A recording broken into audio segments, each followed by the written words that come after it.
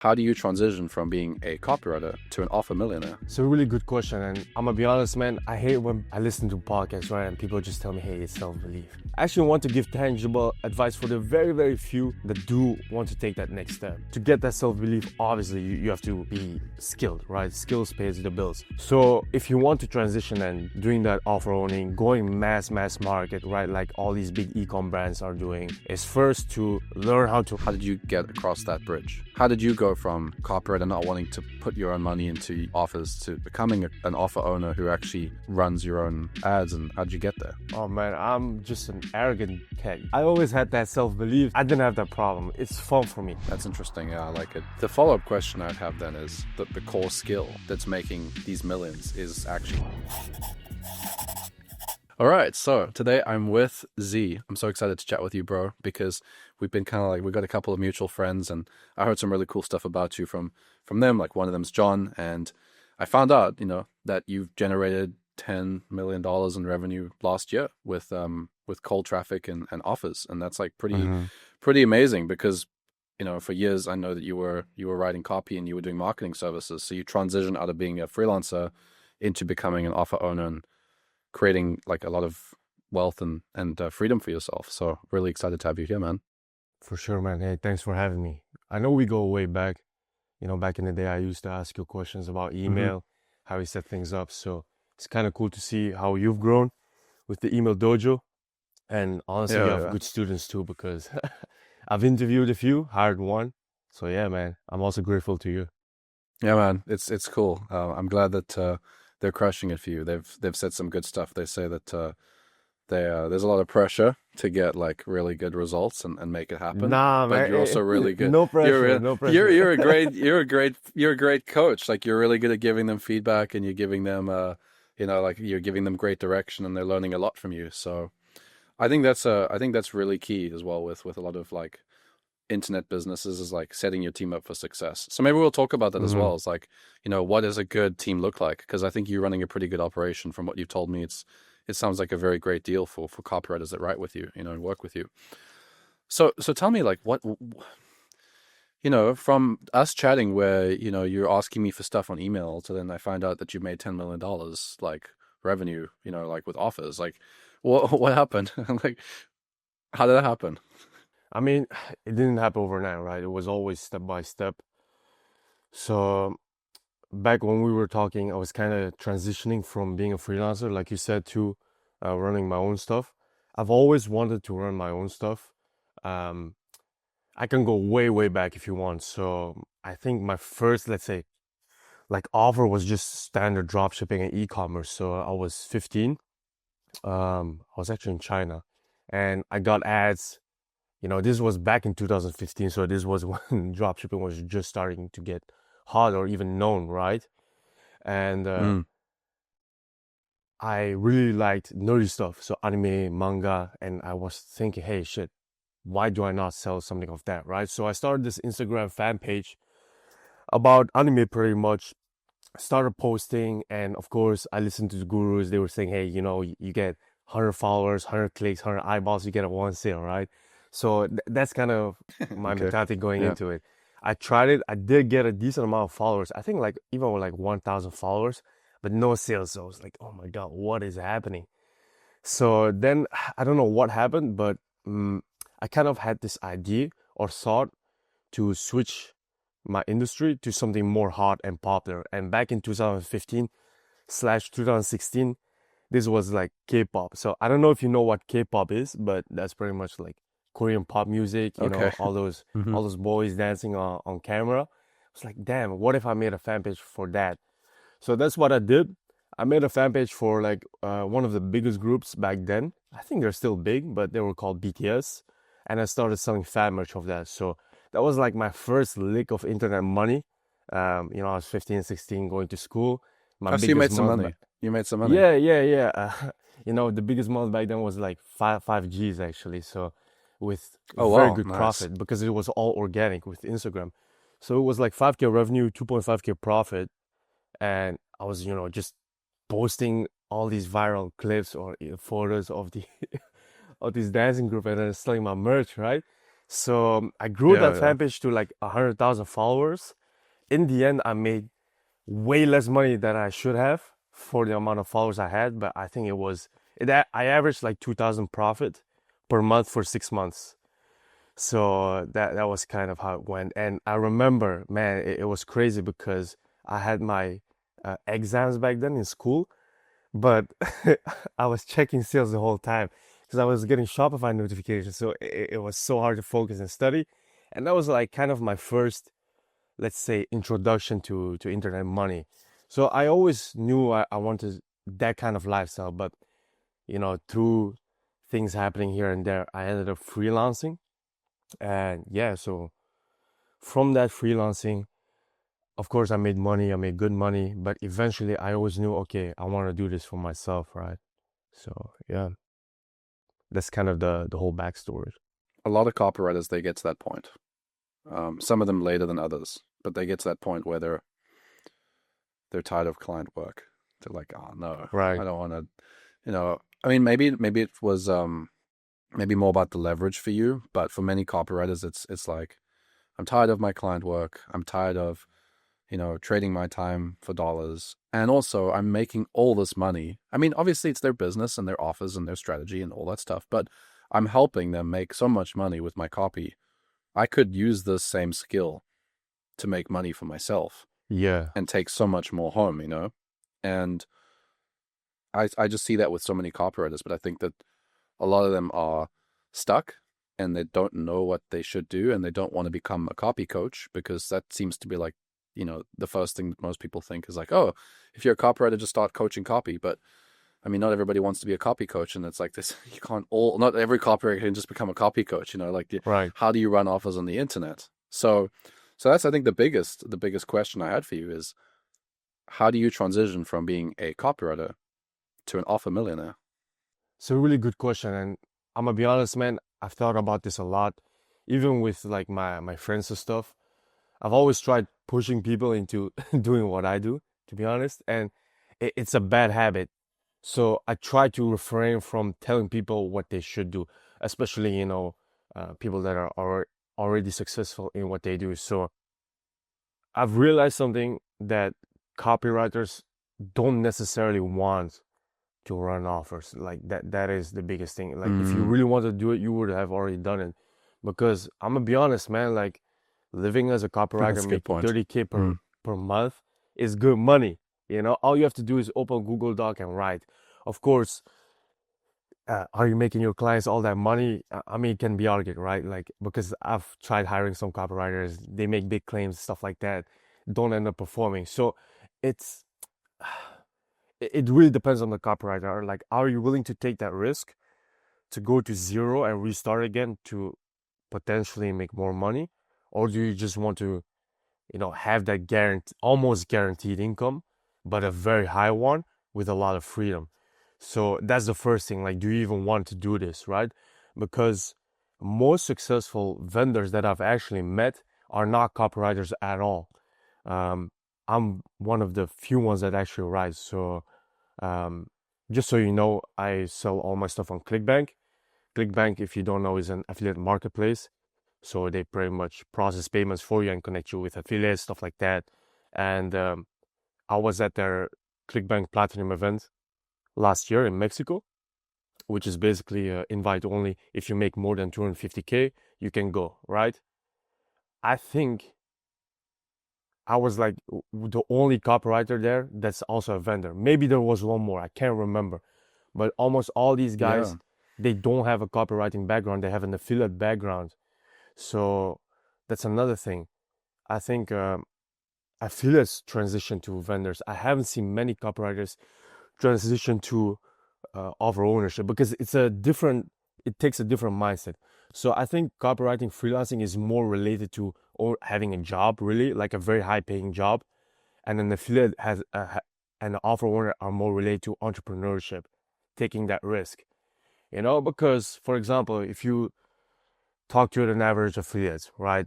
They make a bunch of money. I think the average affiliate also makes more than the average copywriter, but they don't know who Eugene Schwartz is. They don't know, Gary Halber. You talk to them about that. They don't know anything about it. All they do is just put out a lot of creatives. They just test what's working. Usually they rip something and then try to improve on that, and they spend a lot of their own money, right? So, and that's something copywriters aren't willing to do. They're not really willing to put up the money for their own copy. And that's That's a why very good most point. don't transition. So yeah. And affiliates, they put up their own money. They say, damn, I'm spending $1. I'm getting two. The offer owner is probably making 3 or 4, right? Now I want to own the offer. That transition is a lot easier. And then the affiliate, of course, they have enough money. They can just hire a copywriter. Now there's AI. They can bust out a new VSL, stuff like that. So that's kind of my view on it. I don't know if I answered your question on how to actually transition. That's good. But yeah, I can dive deeper into I'm how sure I we can get into transitioned. it. Yeah. I mean, I appreciate that a lot because that's a big point that you covered about copywriters putting money behind stuff, putting their own money on the line. I think that's interesting because as a coach, I can tell you from my experience coaching copywriters versus because as a copywriter, I've written for a lot of coaching businesses, Mm-hmm. and a lot of coaching businesses they're going to charge $5,000, $10,000, $15,000, $20,000 for their coaching offer. Other marketplaces, I find that in many marketplaces, people are willing to spend that kind of money on coaching. Whereas a lot of copywriters have a lot of price friction about investing in themselves with their own money. Like you get obviously the masterminds that people will join in the coaching programs, but I find like the copywriting marketplace is quite careful how there's limits on their money. So like the idea that you're going to just take, let's say $1,000 to run ads on Facebook, it's hard to give away that first $1,000 as a copywriter. I think that copywriters will struggle with that a lot, So that's and that's been my experience because I find like majority of my copywriting friends, I found that I've, the way I purchase is quite different to them. A lot of the time they're like exploring all the options and like reading all the details. I usually just like, oh, you got a testimonial from that guy I like. Okay, here's $6,000. Like that's I do the like same, that's to be it. honest. Yeah, I'm just like, oh, Yeah. okay, you got a testimonial from so and so. Okay, well if he trusts you, that's good enough for me. Here's 10 grand. I don't. That's it. Like I don't need to know what's inside the product or what the terms are or how we're gonna work together. Like you're gonna help me get this outcome, and somebody that I like trusts you. That's it. I'm in. Done. But a lot of copywriters don't think that way. So. This is an interesting perspective I wasn't expecting. I wasn't expecting to hear that because, I think a lot of copywriters, they say that they want to build offers, but maybe it's really a good opportunity if you're watching this and you're a copywriter and you say, oh, I want to launch an offer. Maybe it's time to think about like, do you really want to launch an offer and do you know what it takes and like the kind of things that you're going to have to carry? Because I can tell you, Z, from my own world, I'm not really in advertising so much. I'm more on like organic growth, and as a coach, I'm doing more of like a private practice than an offer, I guess, like a mainstream like ClickBank offer, But Right. there's a lot of pieces of the business, and you have to have a team. You have to build out you have to build a big product. In my world, I have to build the product. I have to run certain stuff. I have to get on camera. We do these interviews. Like not everybody wants to get on an interview and like run a YouTube channel. Like we're introverted for the most of us. I would say are pretty introverted. It's not like second nature. Yeah. I will say though, just to play devil's advocate a bit, it's not that complicated. I honestly think e-commerce, whatever, Nutra, info products, this is like the easiest business in the world. There's nothing easier. Just think about it. You write some stuff on your Google Doc, send it to a video editor, get a video editor, or just edit it yourself. Like I edited all my videos myself. Now you can use AI to generate a voice for you and just sell some product, Even if you don't know how to make a product, supplements, there's so many supplement providers out there, that can give you GMP certified, whatever, USA produced, all good for just $3 a bottle, $4 a bottle for every formula you can think of, any problem you can think of. So it's already all done for you. All you have to do is the selling. And honestly, I think that most copywriters aren't really as good as they think they are. So that's why, they have the fear to put up the money. So, and it is what it is. You either confront it or you don't, right? But getting 10 grand or getting whatever 5 grand from a client is way easier than, or at least for some people, way easier than just putting 5 grand into your own copy and seeing if it actually is worth getting paid 5 grand for, right? So yeah, that's kind of the thing, and that's Mm, also what I struggle with hiring, because of course I want the best copywriters that also believe in themselves, and I really try to be upfront about it. Like, hey man, you're already making whatever 20,000, 30,000 per month. Okay, you work with me, you get a retainer, which is quite substantial, plus a fat profit share. But the fact is, um, first three offers are probably not going to work, right? You're probably going to lose a bunch of clients if you work with me. Are you willing to take that 10K, 15K pay cut for a potential? And then I run through the numbers, 10, 20, 30, 50K royalties per month extra if it works well, if you perform. Most people say no. yeah. So there you go. There you have your answer. And that's fine. If some people prefer that guaranteed paycheck, then that's what they want to do. But if they do want to get that offer, then, that's what I offer.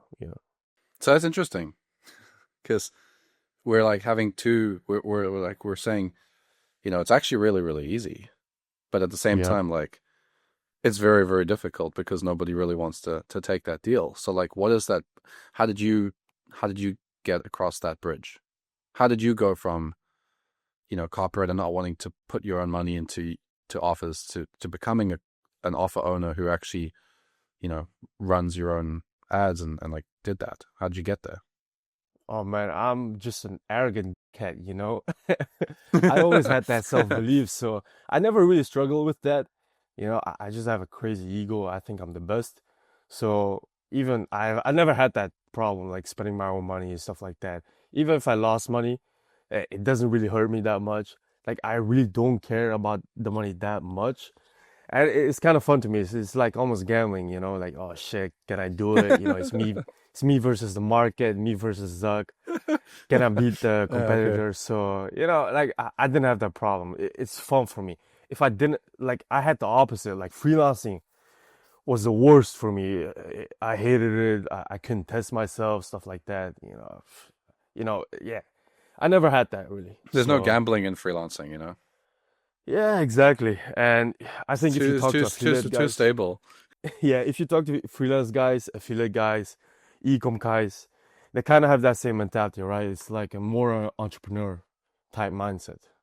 That's interesting. Yeah, I've heard a lot of people talk about that self belief being like just absolutely that's the core of everything, and Yeah.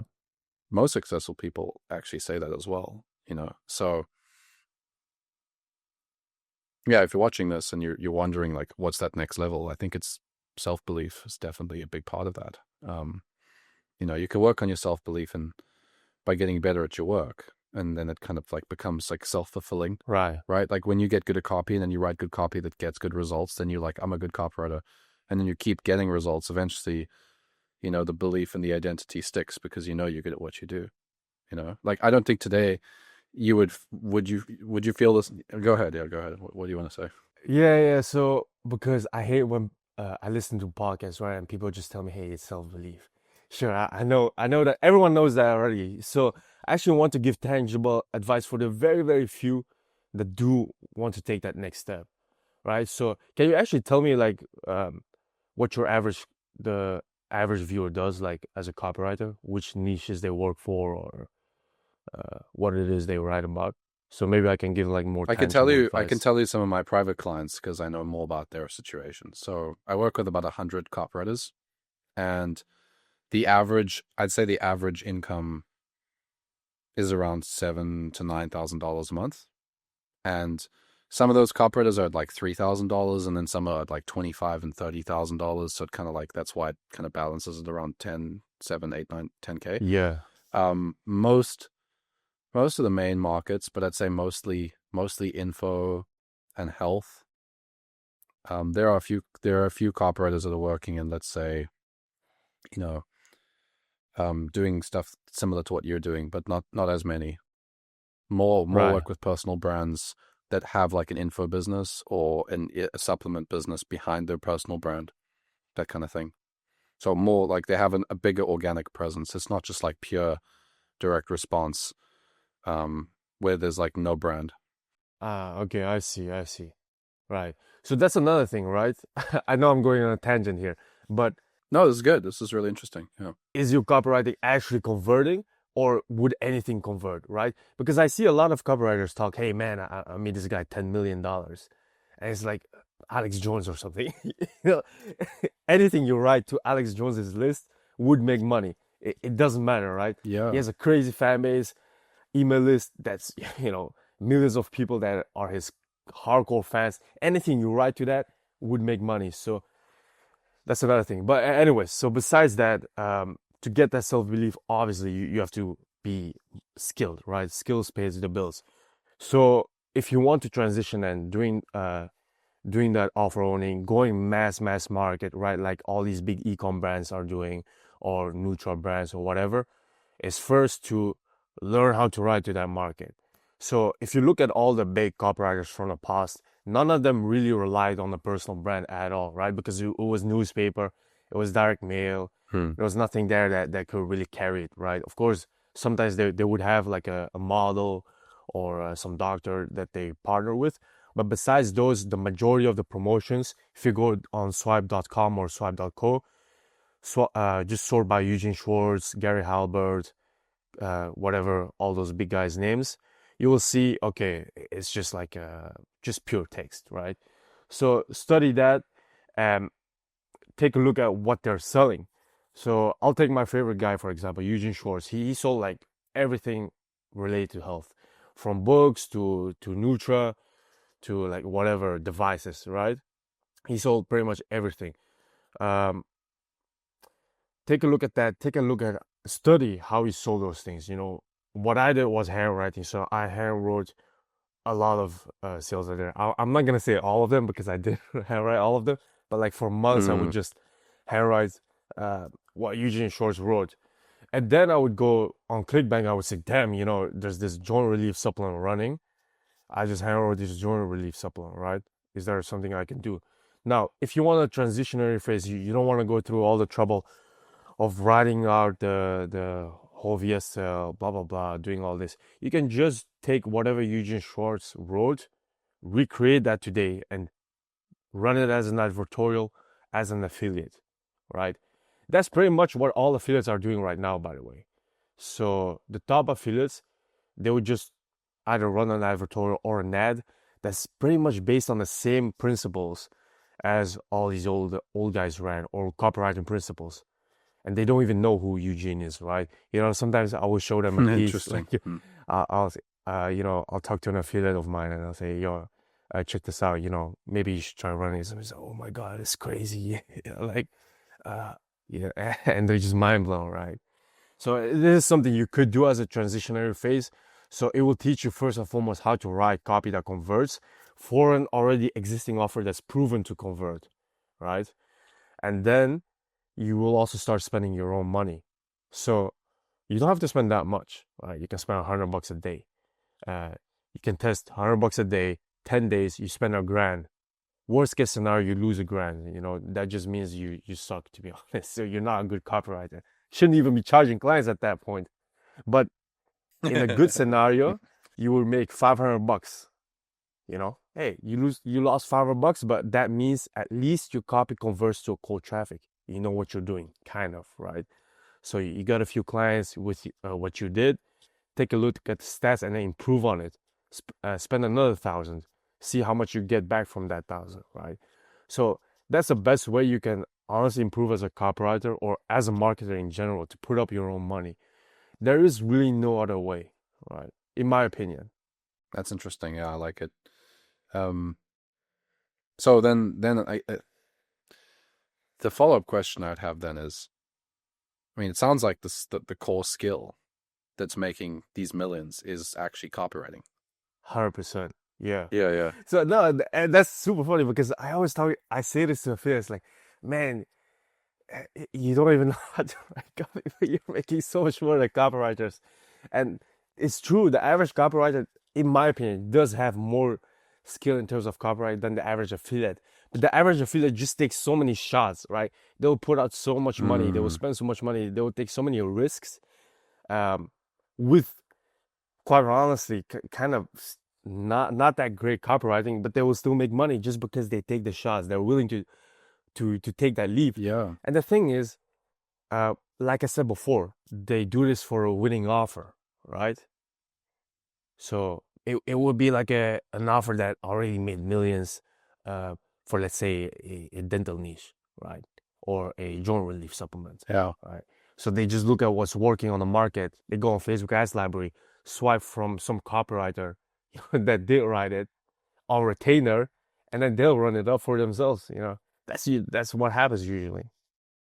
I can see how that but that's like the thing though, because everybody's saying, and I say everybody, I mean every copywriter is sort of like saying, oh, copywriting's dying. It's kind of like not going to be that important because of AI. And what I'm hearing from you is that there are fewer copywriters with the actual skills needed to like create converting copy, and that's more of the issue. It's like most copywriters just suck. Yeah, I think that's just my opinion. And in terms of AI, you bring up a very interesting point, because I actually hope AI takes over, because that that would make my job easier. But yeah, Yeah. still to this day, it's not good enough yet to fully, just convert out the gate. Now, some ads will convert, but I found that if you write it, or if I write it myself, it still outperforms AI in general. But there's still other things that's important that AI can replicate, um, or do, and that's just coming up with fresh ideas. So the thing with AI is it's great at replicating, right? But it's not that good at ideating. So what I mean with that is it's great at taking what you have, if you give it a lot of data, and just taking guesses on what could be good. But it's not good at coming up with insane fresh ideas on its own, right? So, and this is something I realized after doing the hiring, because I give an offer, for example. So this is part of my hiring process. I'll give an offer, either my own or an affiliate offer, and ask them to write ads for it so that I can run it on traffic, right? So actually, of course, a lot of people will use AI. That's fine. Actually, I don't have any problem with that. But I see a lot of people submitting the same exact ads over and over again, just because, maybe Different they use people with this. the same ads. Yeah, different people will send it almost the exact same ads. So maybe they use the same prompt or whatever. But that also shows you, damn, um, AI is probably not that good at ideating, coming up with fresh ideas. And people who actually pass, I can tell. This one guy I hired. He's French. Man, his English sucks. It's so bad, but he's good at coming up with ideas. And Yeah. when I read his answer, I was like, okay, this guy definitely didn't use AI, because it's just so bad, like grammar mistakes and all. But I ran it and it converted. So it was like, you know what? It changed my mind, kind of, how I thought about things, and about ideating unique mechanisms, because they were actually good for the ad itself. And yeah, then what I did afterwards was try to, uh, use AI to see if I could get the same things. And I used AI, and I actually also got the exact same ads as the applicant sent in. So that's what made me think, okay, sure, AI will get to a point for sure where it's like better in terms of just hard writing skills, but I don't know about ideating, because you still have to prompt yourself, right? So yeah. Do you think copywriters, based on our conversation, do you think that there's like a logical next step for most of them, what they should be focusing on since AI is getting so much better? I mean, still, I think every business owner will still need copywriters, right? Because it's still annoying. Like, I don't want to go into AI, start busting out emails, this, that, so it is annoying. So I would still hire a copywriter to write ads, to write emails, and I personally don't care if they use AI at all. It's actually better for me, because that means more volume and output, right? You're gonna get all So these messages after this interview. I mean, that's fine. Uh, but yeah, to make yourself more valuable, of course, is to also be able to do other things, right? So for email marketing, for example, um, the biggest thing with email marketing is not really the copy, to be honest, but it's inboxing. Like, which is actually crazy, right? Like, if you just inbox more, you will make more money, and it has nothing to do with copywriting. So if that's something you can do for a client, that'd be amazing, right? Like, it's something I don't want to do, but I know it's necessary. It's a pain in the ass, right? Warming up domains, making sure Google Postmaster, etc., monitoring the IP, doing all that stuff, maybe getting a dedicated IP for myself. All this crap that's around email marketing that has nothing to do with email, but would make me more money, I still have to do, right? So if you, as a copywriter that mainly focuses on email, can also do that, that'd be amazing, right? That's one thing. Another thing, Okay, of so course, adding to the skill set. Yeah. yeah, yeah.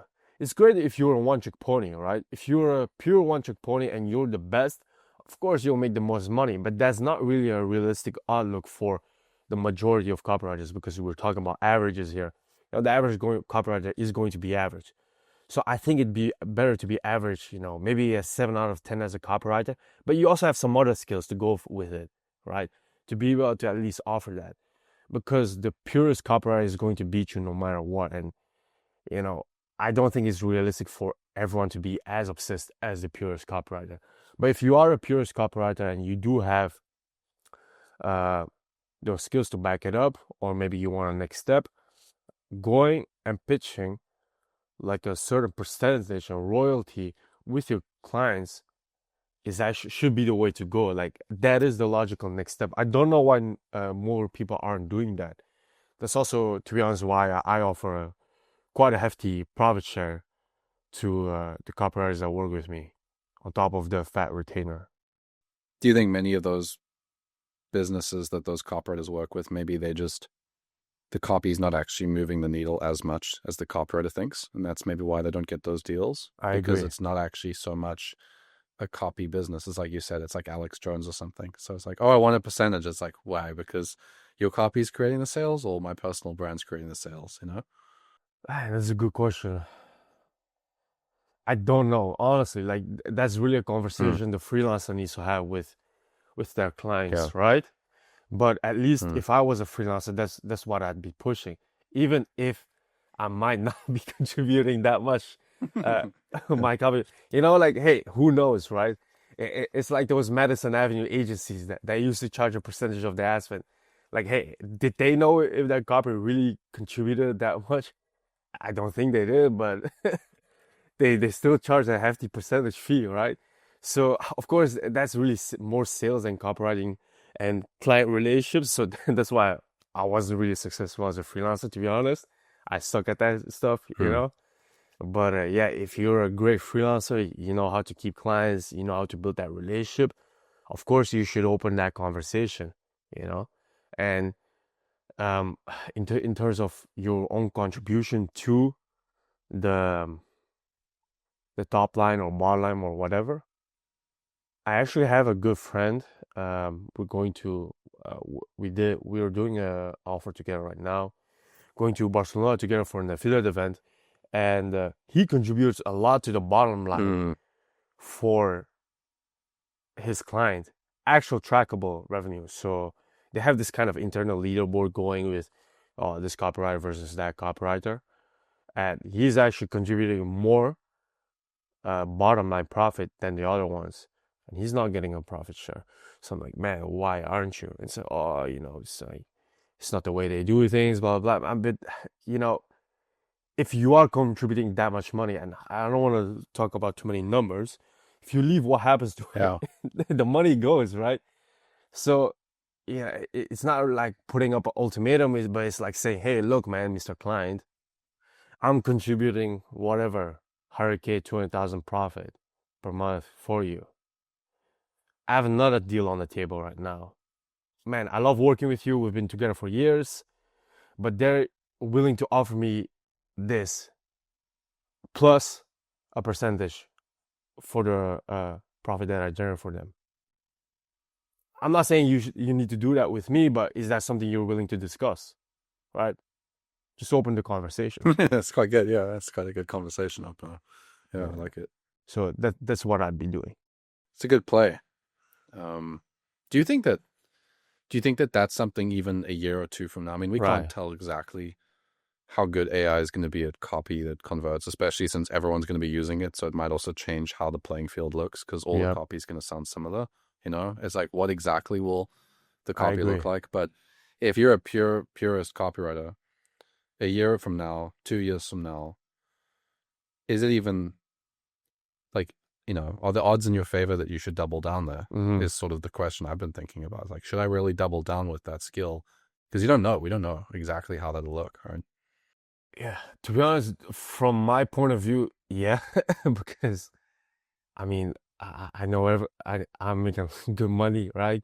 My friends who are vendors are making good money. The biggest thing is always copywriting. Um, I don't know if you're really in this world or if the guys you work with are also kind of follow this, but the Brazilians are absolutely killing it right now in the health space, right? I talked to the vendors there. Um, there's actually quite a substantial amount of them that are cracking like 1 million a day, not even joking. So it is like serious money, right? 1 million revenue, so not profit, but hey, still, it's crazy Sure. money, It's a lot of right? money. Yeah. And I talk with them what they do, and still the number one thing they focus on is copy, right?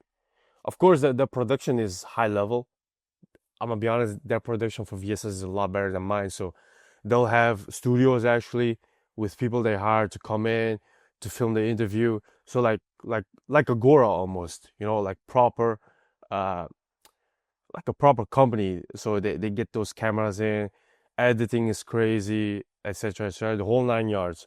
But still the one thing they focus on and the people that pay the most are still copywriters, and they also work on a heavy um, profit share slash rev share deal. And I asked them, hey, so what's like the how much do you pay your copywriters?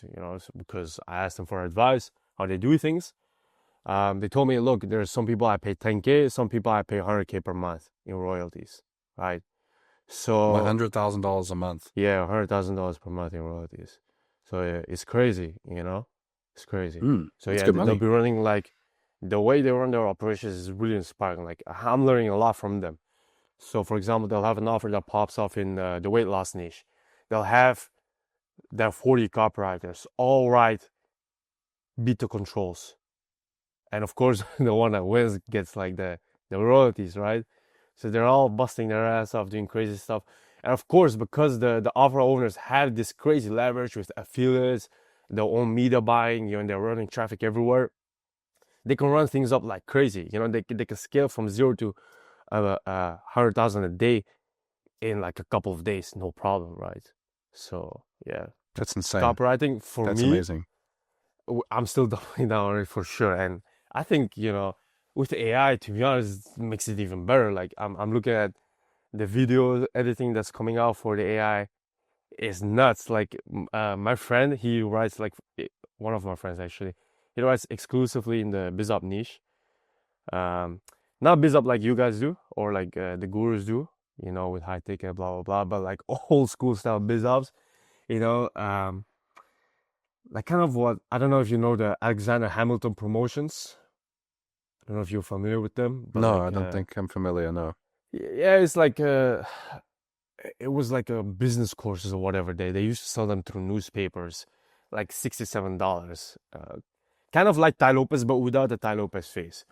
And really these clickbank style biz up offers, and he's cracking like 200,000 to 500,000 per day, quite consistently, right? Because people always say, "Hey, look, Revenue. man, I'm making," yeah. So people always say, "I'm making 200K a day," blah blah blah. But it's like 200K in one day, right? But nah, this guy is consistently hammering these out and has been making it for quite a while. So yeah, uh, and he's actually a purist copywriter, and he's been using AI to make his videos, his VSLs. So yeah, it's been easier for us, for copywriters, I think, to do this. So yeah, back in the day, it was very hard, right? You have to hire an actual voice guy, a video editor, this, that, man, it was complicated. Or like, even newspaper days, you have to go talk to newspapers, do this, do that.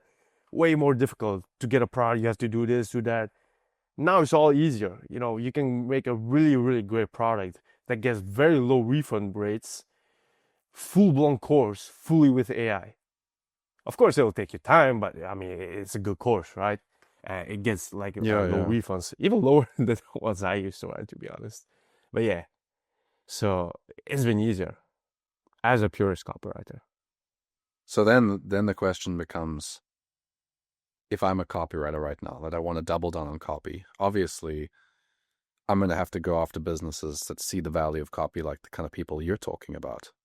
Where do Mm-hmm. these people play? Where do they hang out? Is it events? Is it network? Is it like private circles? Like, how do you, as a copywriter, start to? Because I already can tell there's a few copywriters I like working with that they're really, really good and they love copy. And I think that Right, if they were in this world, they wouldn't have to feel like they have to, I mean, there's many copywriters that don't want to be author owners, just like we discussed. They would rather just be for writing this sure. copy and get royalties, right? Like, there's a couple of really good copywriters, probably be very happy with that $100,000 a month, and they'll spend the next 3 to 5 years working in that skill until they are the one that gets that royalty deal, and they'll be very happy. So how do they get Yeah. in there? Or like, where's this world? Or is this like a secret world that, like a lot of copywriters don't even know exists? I don't think it's a secret world, but Yeah, well, I mean, I don't think so either, but that's what they think. yeah, I mean, it's a really good question. So for sure, the first thing is you have to be good enough to actually do this. But man, I know every vendor that I talk about, they would love to work with a killer copywriter, right? It's not even a question about Yeah. money or even wanting to pay money. So first and foremost, there's plenty out there. And I'll tell you a funny thing, you'll laugh when you hear this. So actually yesterday, or 2 days ago, no, 2 days ago. So I'm in Hong Kong right now, traveling just for fun, right? And I was talking some shit on Twitter, I tweet a bit here and there. And this guy hit me up. He said, "Yo, I was talking about email marketing and how e-com owners suck at email marketing. I think that's kind of what the tweet was about." And there was this guy that hit me up. He said, "Yo, I'm running this e-commerce Mm. store in this niche. I'm not gonna talk about the exact niche, but I'm making this amount of money. If you're ever in Hong Kong, hit me up." I texted him, "Yo, I'm in Hong Kong, right?" So, and then I ended up meeting up with him. We ended up talking for quite a while, going out smoking shisha and discussing about this. He makes very, very good money for his age. He's 22, runs an e-commerce store, and he does zero email marketing. No email marketing. But I didn't believe him at first, you know, because he was spending, multiple figures per day on ads. And very good money, big profit margins, all this, the whole 9 yards. And yeah, I was like, man, there's no way you don't run any email marketing. So we went to his office after we went out clubbing, and he busted out his laptop. He showed me Clavio. He showed me the open rates for his emails, that he sent from once a week or something. They were super shit. He gets crazy open rates, and he has like a list of hundreds and hundreds of thousands of customers. Customers. I'm not talking about leads. He doesn't email Customer them at all. list. Damn. Yeah, so I'm like, Damn. man, this guy, if he just busted out like send one email a day with some shitty chat GPT AI email, I told him, man, you can make, you can double your profit just doing that. It's like, nah, man, no way, it's not true. It's like, what? Are you kidding me? So yeah, man, there's so many people that don't know about that you can use this skill, right? Because they don't come with copywriting first. They come from ads first or e-com first or product first, right? Because in the e-com world, you're taught to focus on product first, right? In the affiliate world, you focus on ads first. But in copywriting is copywriting, right? So usually all these guys learn about copywriting in hindsight, you know. So that's like one big That's market that you interesting. should Yeah. go after, and because yeah, I mean they're like 22-year-old kids making crazy money, right? 22, 30-year-olds. I mean, I guess that's the age that they'll probably know more, but um, still, there's a lot of these people out there with all these big brands that are not using um, any of the extra tools at all. And that's just one part. Don't get me started on the upsells, man. Come on, you know. This guy almost made me angry, you know. I was talking about upsells, didn't know what I was talking about. He didn't even know what So, upsell is. yeah, no, he knows what upsells are, but they're really shit. You know, so, Yeah. Okay. yeah. So there's so much opportunity out there. And yeah, this was just like on happenstance, like at random, one guy I met, right? There's a bunch of these people out there. Yeah. This needs to be said more often, and I think a lot more copywriters need to hear this because there's a lot of scarcity. Oh, there's no deals, there's no opportunity. It's like, bro, there's so It's much because money. everyone goes after the gurus, right? Because they're the loudest. So, and it's also because copywriting is kind of like a biz op at this point. So, if you come from biz op, you'll probably look at to work with other biz ops. So it's this echo chamber, right? I used to be in masterminds, Mm, like of all the big copywriting guys or marketing guys. And it really is an echo chamber. Outside of this world, nobody knows about it really, or who they are, or what they do, or their accomplishments, right? Like talk to an ecom guy making $1 million profit a month. They won't know, like I said, who Eugene Schwartz is, which is crazy to me. But that is just the reality, right? Like this is such a small um, part of the big wide world, right? And in terms of finding these yeah. guys, it's just joining their communities, or if you'd be prospecting, right? Um, e-com communities, e-com events. Like I said, there's a bunch of affiliate events. Affiliate people don't really do like the masterminds and stuff like copywriting guys do. There's not really like these affiliate gurus because it's such a black and white thing, right? You either have results in affiliate or you don't. So it's not really as bizarre in my opinion. So the big affiliate guys and vendors, they go more to events, which is either invite only, Mm. you have to make a certain amount, or affiliate world, right? That's a big one. Um, and just for a bunch of others. Now for ecom has their own events too. I think ecom is also quite bizarre, but their copywriting skill is also not that great at this moment. Well, there you have it, everybody. That's the secret to getting your skills noticed by the right people. Is to actually work on the skill, get better, and go after businesses that don't just hang around the guru bubble. We could call it that, right? Like get out of the Yeah, guru bubble, because the guru bubble's a very, very small amount of the internet. It's not that many.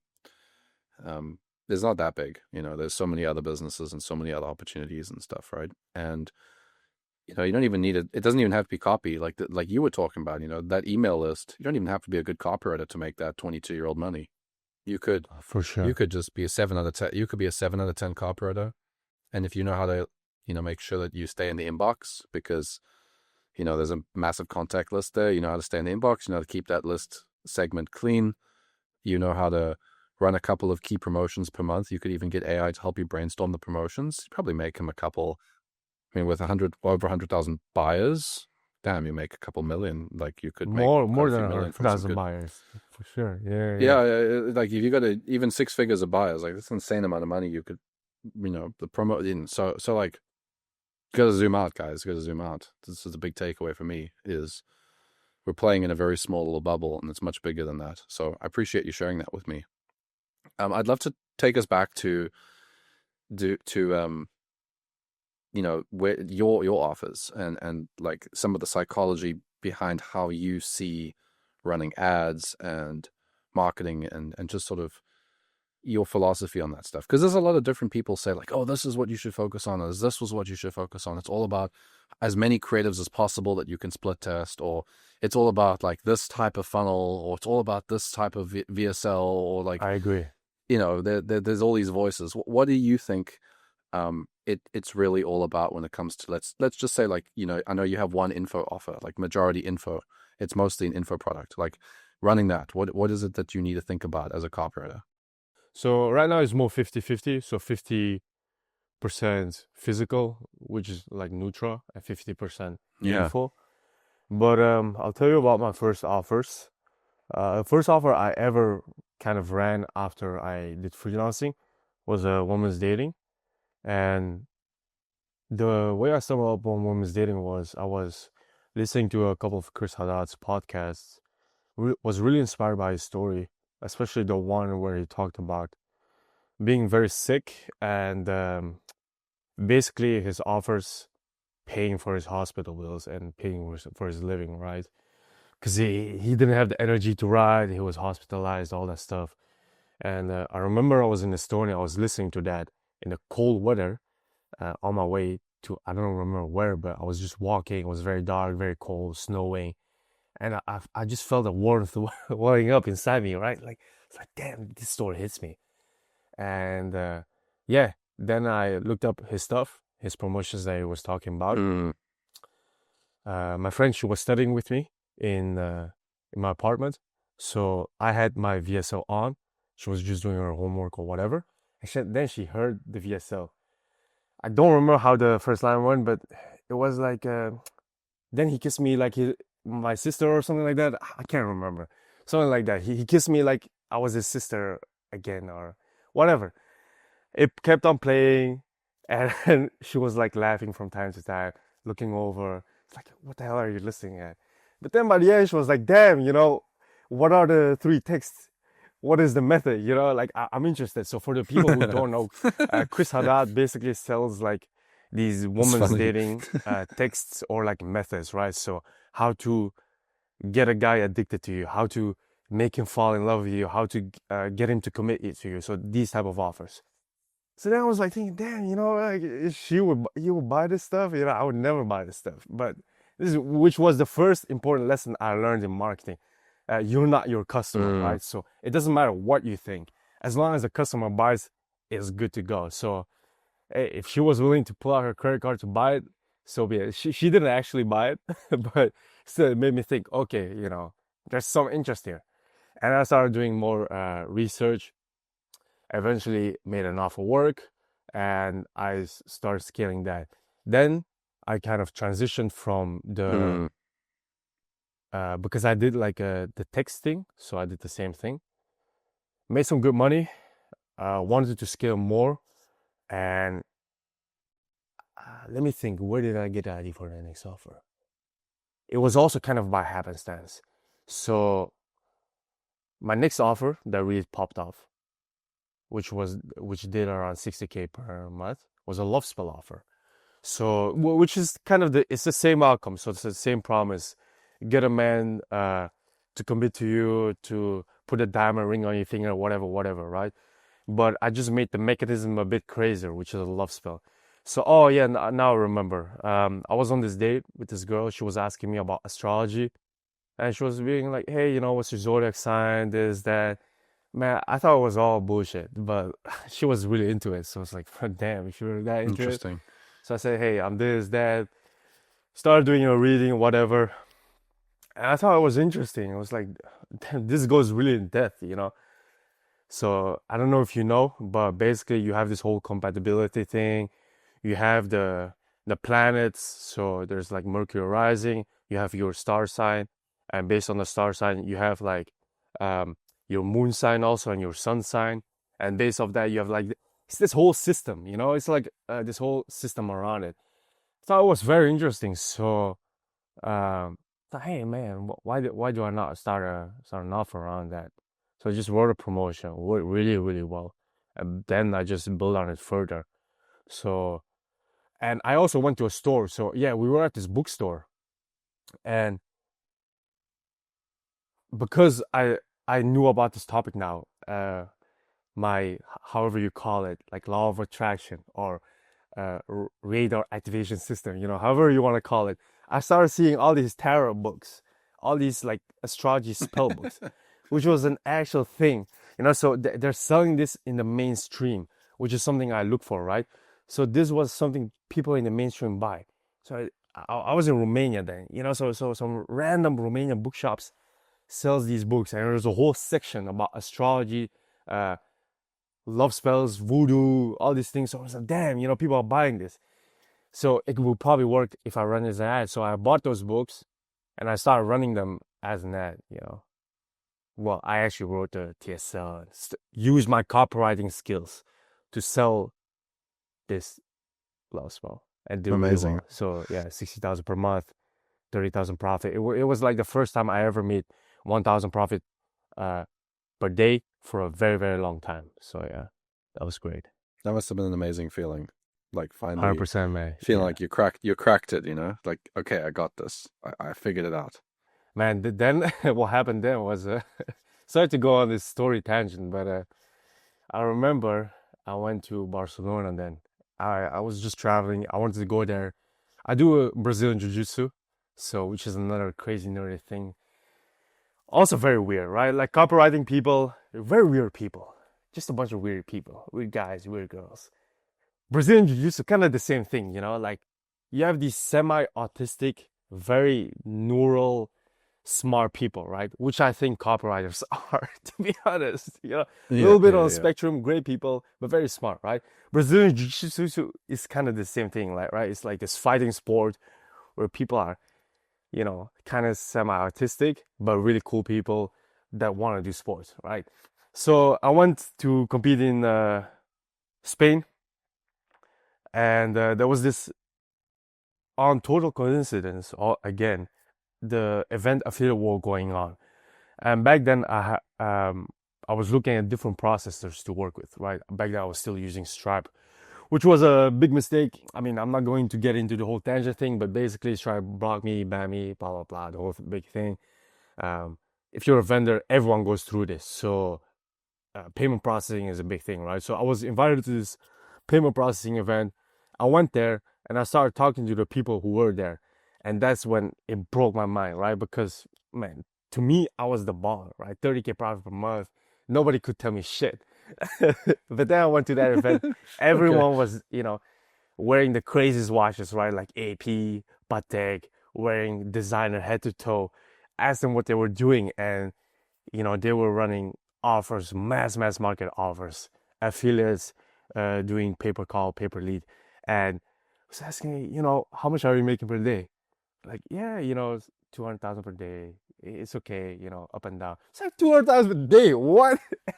That absolutely blew my mind. And, from there, I kind of started transitioning to bigger and bigger markets. And, like I said Okay. Okay. before, So that's a big yeah. part of it then as well. It's like you identify that there's a market that needs to be served, and the market's going to also give you a lot of like how much you make. Is like depending on like who you're selling something to and how big that actually is. Yeah. There's, like it's not worth it to, for example, let's say if you were to try and launch offers, like I think the big thing with copywriters actually, let me actually bring it to this topic. It's like copywriters working with businesses, right? Let's just say like the guru bubble, right? Let's say there's a guru that does coaching for, I don't know, like young guys, let's say like Tate's audience, like Yep. that 18 to 25-year-old man that like want to try and create income online, And if you're a copywriter writing to that market, that's a very massive market. But if you're writing for a business owner that's not selling how to make money online, they're selling like how to do this one type of real estate investing. It's like suddenly you've got a very, very small market of people that are already Right. aware of that. So now you're like trying to sell to, like nothing's set up for that. That's why people sell the make money thing, because that's so much more broad, is that you're going to have so many more people interested. Whereas like, just here's how to make money with Airbnb. It's a much smaller amount of people that are aware of that opportunity, right? So from what I'm gathering from what you're saying is like a big part of it is also just, you know, there's already a cap on how much a business can make based on which market they're in. There's like already Yep. there's a lot of like limitations depending on what you're selling and who you're selling it to, whether you're a good copywriter or not, or whether you have a good client or not. Like they have limits that are already there, and if you can't see what those limits are, you're gonna struggle. Yeah, I agree. There's also another limit in the guru business, which is the guru that sells, right? Because you mentioned Andrew Tate.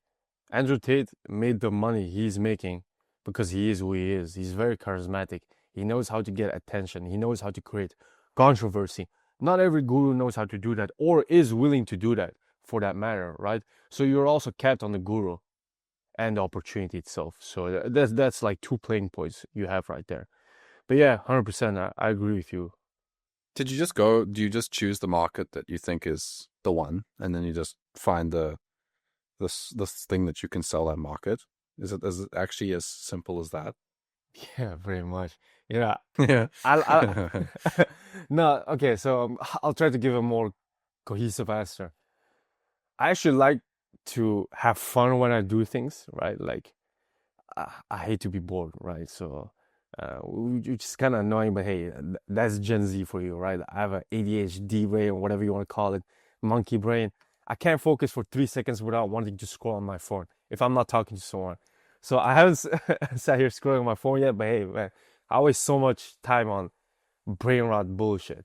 So I would like to have fun when I write things, and um, Women's Dating was a lot of fun for me to write, like love spells, Mm. texting. I was writing crazy shit and it worked.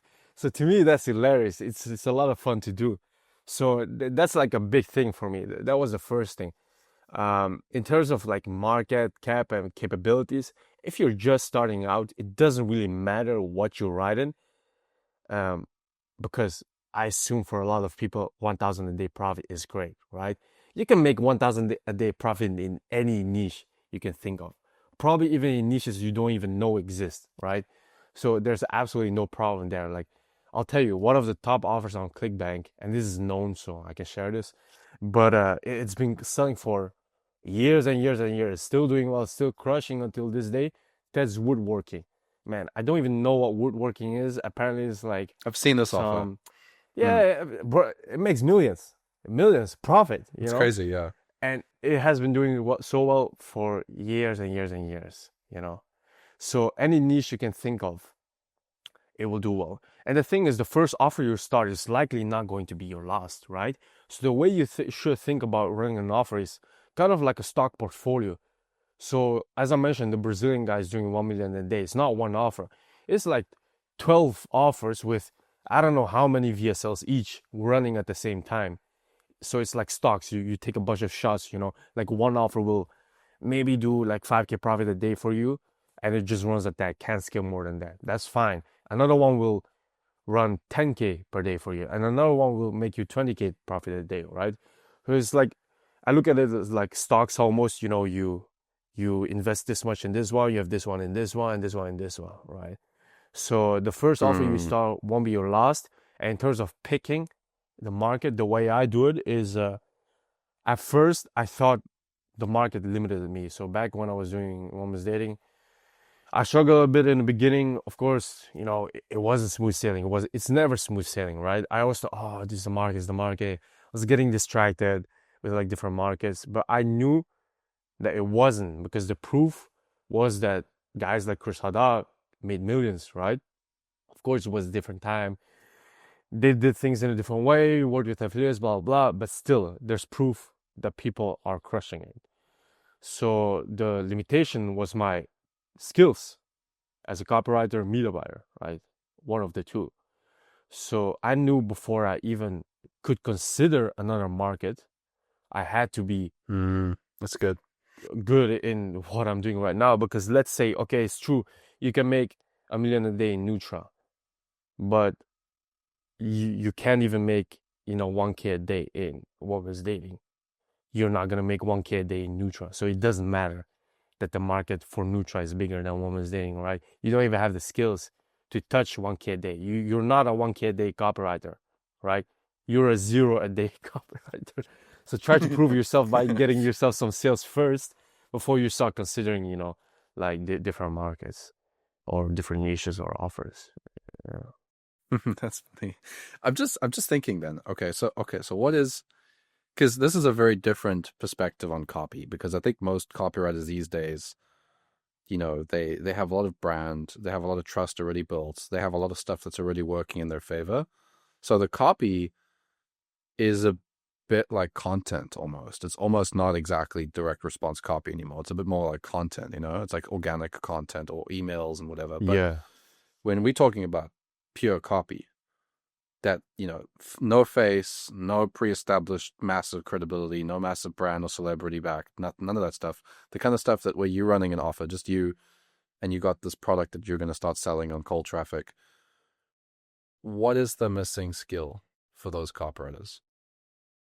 Let me phrase it this way. Like, what is the core skill that copywriters don't have that is preventing them from making a lot of money with cold traffic? Man, that's a good question. I mean, the obvious answer is media buyer, right? But still, there's ways around that. So I think first, if you look at the history of what copywriting is meant to be, right? Copywriting is kind of this tool that was created, I'd say, to give the small guy a chance to win, right? So what I mean with that is, you had all these big corporations, you're this small brand trying to come up, whatever, small farmer trying to sell milk or whatever. How are you going to compete against them? That's where copywriting came in. So you basically could outspend your competition because you were profitable, right? So that was the whole point of even writing copy. So it was a tool, a means to an end. It was not the end. For most copywriters, copywriting is the end because they sell it as a service. For me, I don't look at copywriting as that. For me, it's just another tool. I also I wouldn't identify as a copywriter, right? So, I'm just a business guy, whatever. But yeah, it's a tool to help you do X, Y, Z, right? It's not the end thing. It's not the end product. So that's where most, I'd say, copywriters get it wrong. They see it as an end product. I don't know if I'm making sense, right? So if I'll give a concrete example. Rolex started with newspaper ads. Can you believe that? Can you ever see Rolex, which is kind of in shitty magazines, right? Can you ever imagine Rolex running like shitty direct response ads today? Of course not. They're an established brand right now. But back then, it wasn't hot to wear a wristwatch, right? Like it was seen as feminine even. Men would wear pocket watches. So Rolex used direct response and copywriting to make it interesting, to make it sexy to wear a wristwatch. For example, one of their flagship watches till this day even is the presidential, right? The Day-Date presidential, which is, fully gold, sometimes a green bezel. Basically, the idea was powerful men wear this watch. I don't know if Rolex actually calls it the presidential, but that's kind of the nickname it got them because all the presidents wore it. But they wrote a campaign basically hitting the ego and status of men about powerful men who wear this watch. If you wear this watch, you come into a room, people know who you are, right? They know you're the guy to talk to. That was how they won against the big pocket watches, because pocket watches were dominating the competition. So copywriting was a tool for the little guy, which was Rolex, to win against the big corps. So yeah, that's kind of the mindset behind it. So I'm gonna get more Rolex now because of that. Because now it's like part of our world, Like it's a reminder. It was. It's not anymore, but yeah, it definitely was. Like that's how the humble beginnings, man. Like Rolex was also a cheap watch Didn't know that. to buy, but yeah, I didn't know that. It's interesting. All right, so there's a bunch of other examples like this too, but yeah, it was definitely this tool. So knowing why direct response was created should give you the courage to actually go out there and test your copywriting. Because the thing is and I tell my writers this too, with copywriting, you're not writing against a big corporation. So think about this. When you write, it's like one person writing things, right? It's not the whole company. So when you write against Agora, when you compete against Agora, it's one copywriter who wrote a promotion. It's not Agora that wrote a promotion. So you just have to be this one guy or girl, this one bum in like some fucking office in America, right? You need to be that guy. You don't need to be Agora. You need to be his promotion. And then it makes it easier. So, The other guy That's a good idea. that Yeah, I wrote the like it. promotion is probably some Yeah. 45-year-old guy, divorced, maybe some single kid. Guess, lives his paycheck, whatever. Lives in a shitty Okay. apartment. Yeah. You're this hotshot Yeah. copywriter, traveling the world, sleeping with the most beautiful woman in this crazy hotel room. You need to beat him. Can you do that? Of course you can. So then it puts things into perspective, right? So yeah, that's what copywriting is all about. The underdog winning against the big corps. I like that. I like that a lot. Yeah. I think that's a great way to look at it. And I think one thing as well that you brought up, but maybe, if you're watching this and you're thinking, okay, can you give us some tactics, guys? Can you give us some like tactics to improve a cold copy? Why don't you just go look at some of the Eugene Schwartz's stuff? For sure. Maybe start there. Go look at how he wrote that stuff and the approach, and you're going to get some ideas. If that's what if that's what the affiliates are doing without realizing it, and they're doing similar stuff to what Eugene put out, just go back to the fundamentals of good copy, because those guys Yeah. who are writing copy without these big guru brands, they had to do it cold, in front of the what were they used to say, like A/B testing. It's like, you're just filtering mail, but in front of the trash can. Like you're just looking. Yeah. That's how people they look at their mail in front of the trash can, and the ones that don't get their interest, they instantly throw away, right? A pal, B pal, right? So it's like that. If you go look at how those guys did it and the psychology of that, that's where you're going to be able to use what we're talking about to write cold traffic copy. Yep. And of course, I'm sure everyone here scrolls Instagram, Facebook, or YouTube. You get a ton of ads. Just look at what those ads are doing, So like what they're running, click on them, maybe buy things, and interact with those ads, and you'll see how people sell. It's like I said in the beginning of this our convo, this is the easiest business in the world to run. Copywriting, e-commerce, affiliate marketing. It's so easy. You can literally see what other millionaires are running. It's out there because it literally is the game, to get as many eyeballs as possible. So you can look at these billion-dollar brands, Golden Hippo, and see exactly what they're doing. And you can take exactly what they're doing and learn exactly how a billion-dollar company or direct response company runs things. You can see how their ads are running. You can go right now to Facebook ads library and see all their ads. So yeah. You don't have to wonder what's going on. Just go and look. Exactly. It's all out there. Yeah. They're literally paying for you to see their stuff. So you can go and reverse engineer exactly what the best are doing.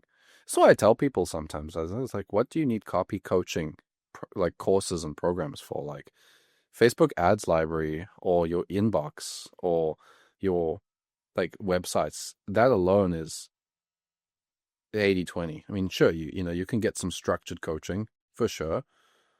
But what would I look at on a day-to-day basis today? If I'm writing ads for a certain marketplace, I would be consuming ads in that marketplace, and I'd also be consuming ads from businesses in other markets with the same business model or the same funnel.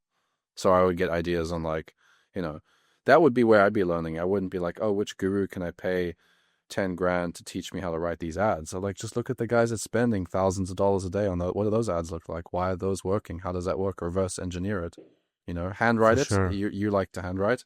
What I would do, I didn't usually handwrite too much. I didn't enjoy it. I would take the ad and I would break it down, like highlight certain sections and like, right, here's the strategy that they're using here. Then like, here's the transition. Here's why they're doing it. Like kind of like reverse engineer the thought process. That helped me a lot. So you can do stuff like that, But I really appreciate this, Z. Thanks so much for coming and sharing and opening, I think, a lot of people's eyes to how big this game really is, and how it's not just a big little. It's not like a guru bubble that like AI is about to completely destroy. There's like actually there's a lot more money than than just this small little space, and there's a lot of stuff that people can do, and you can get a lot better at copy. So thanks, Z. Appreciate it. Where can people find you if they want to see what you're up to and read your Twitter posts about how people don't know email marketing and or whatever it is that you're sharing? Like, where can they find you? I can send you my socials if you want. But yeah, you can find me on social media, Instagram, Twitter. It's like the two I post most on. I will say one more thing about the industry dying or whatever. like as long as people buy stuff, scumbags like me will exist. So yeah, I don't think people will stop buying stuff anytime soon. So thank God for capitalism, you know. Yes, that's it. Okay, well, there you go. So if people are buying stuff, then there's still a chance for you. You can For you can sure, make it. for sure. Appreciate your time, man. Thanks so much for this interview. Thank you.